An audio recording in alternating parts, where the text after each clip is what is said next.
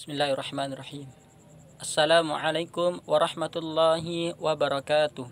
Alhamdulillahi rabbil alamin. Wassalatu wassalamu ala sayyidina Muhammadin. Walhamdulillahi rabbil alamin.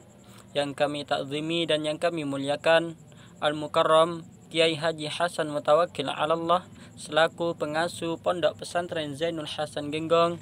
Yang kami muliakan dan yang kami takzimi Dr. Abdul Aziz Wahab BAMAG, Rektor Universitas Islam Zainul Hasan Genggong, dan yang kami hormati dosen pengampu kami yakni Al-Ustadz Imam Syafi'i MH. Pada kesempatan kali ini di sini kami akan menjelaskan review jurnal tentang poligami perspektif hukum Islam. Poligami sendiri berasal dari bahasa Yunani. Kata ini merupakan penggalan kata poli dan polus, yang artinya banyak, dan kata gemen atau gamos, yang artinya kawin atau perkawinan. Maka, ketika kedua kata ini digabungkan akan berarti suatu perkawinan yang banyak. Dalam Islam, arti dari poligami adalah perkawinan yang dilakukan lebih dari satu dengan memiliki batasan yang telah ditentukan, yang pada umumnya dipahami sampai dengan 4 wanita. Ada pula yang memahami bahwa poligami dalam Islam bisa sampai 9 atau lebih. Akan tetapi, poligami dengan batasan sampai dengan 4 istri ini lebih umum dipahami dengan dukungan dari sejarah, sebab Rasulullah SAW melarang umatnya melakukan pernikahan lebih dari 4 wanita.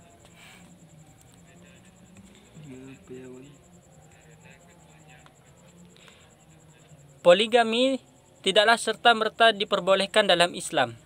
Islam memiliki batasan dan syarat yang ketat kepada seorang yang hendak melakukan poligami. Di antaranya boleh melakukan poligami sampai dengan 4 istri apabila ia benar-benar mampu dalam berlaku adil terhadap istri-istrinya yang menyangkut persoalan nafkah, tempat tinggal, dan pembagian waktu.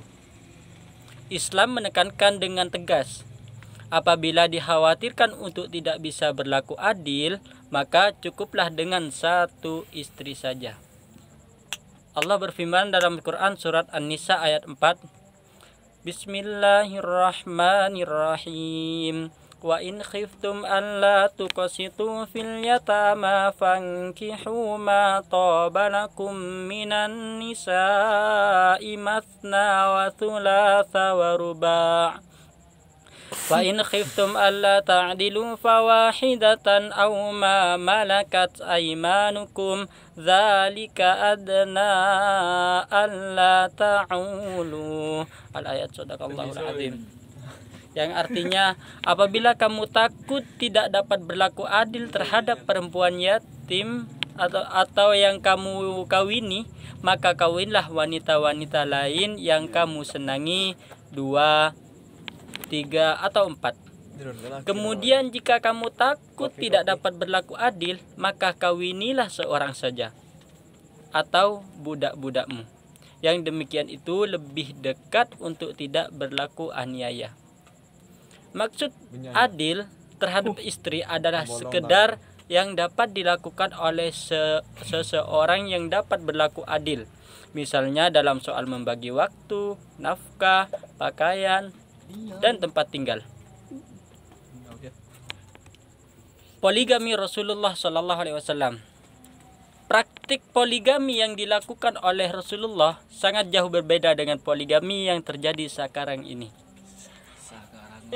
Oleh karena itu, untuk bisa memahami dengan jelas maksud dan tujuan dari praktik poligami Rasulullah dapat dilihat dari persoalan atau sebab mengapa beliau berpoligami, yakni diantaranya yang pertama, Rasulullah diutus untuk menyebarkan kasih sayang kepada seluruh alam,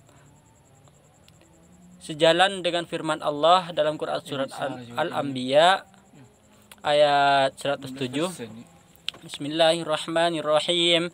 Wa ma arsalnaka illa rahmatan lil alamin. Yang artinya, dan tiadalah kami mengutus kamu melainkan untuk menjadi rahmat bagi semesta alam.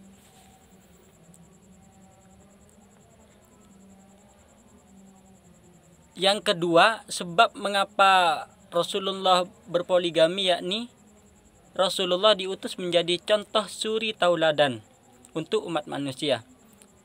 Ini dijelaskan dalam Quran surat Al-Ahzab ayat 21. Bismillahirrahmanirrahim. Laqad kana lakum fi Rasulillahi uswatun hasanatun liman kana yarjullaha wal yawmal akhir wa dzakarallaha katsira. Yang artinya, sesungguhnya telah ada pada diri Rasulullah itu suri tauladan yang baik bagimu, yaitu bagi orang-orang yang mengharap rahmat Allah dan kedatangan hari kiamat, dan dia banyak menyebut Allah. Nah, itu sebab mengapa Rasulullah berpoligami. Sebab yang ketiga, yakni Rasulullah diutus untuk melindungi dan mengangkat martabat kaum wanita, anak-anak yatim, para budak, dan kaum tertindas lainnya. Yang ini yang ada di dalam Quran surat Al-Nisa ayat 127. Sebab yang keempat, yakni Rasulullah menyuruh umatnya untuk berumah tangga, untuk membentuk keluarga yang sejahtera, bahagia, dan menumbuhkan generasi Islam yang kuat di masa depan, bukan semata-mata untuk menyalurkan fitrah seksnya. Sebab yang kelima, yakni dengan banyaknya wahyu yang diturunkan kepada Rasulullah, maka perlu mengkaji agar makna yang terkandung menjadi jelas dan dicontohkan secara nyata sesuai dengan makna kandungannya. Dengan mengetahui makna yang tersirat, maka dengan jelas terlihat alasan-alasan di balik praktik poligami yang dilakukan Rasulullah tersebut. Praktik poligami Rasulullah secara jelas tidak berdasar pada kebutuhan biologis atau hanya untuk mendapatkan keturunan. Dalam perkawinan Rasulullah, poligami yang beliau lakukan dengan mengawini perempuan yang sudah lanjut usia, kecuali Siti Aisyah, dan juga poligami dilakukan bukan pada kondisi atau situasi yang normal, melainkan dalam situasi perang jihad, perjuangan dan pengabdian yang tujuan utamanya untuk berdakwah dan menegakkan syiar Islam.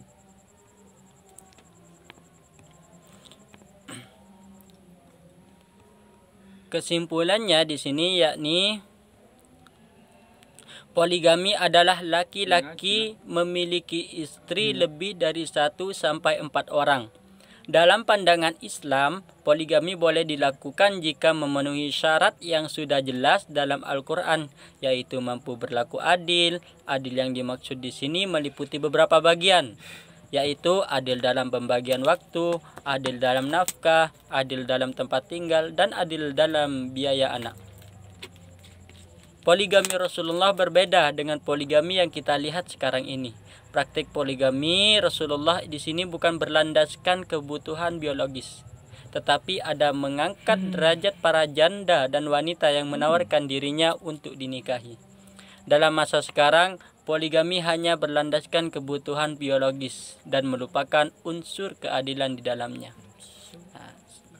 Cukup sekian dari kami. Apabila dari awal sampai akhir terdapat banyak kesalahan, salah kata, saya mohon maaf sebesar-besarnya. Wabillahi taufiq wal hidayah waridha wal inayah. Assalamualaikum warahmatullahi wabarakatuh.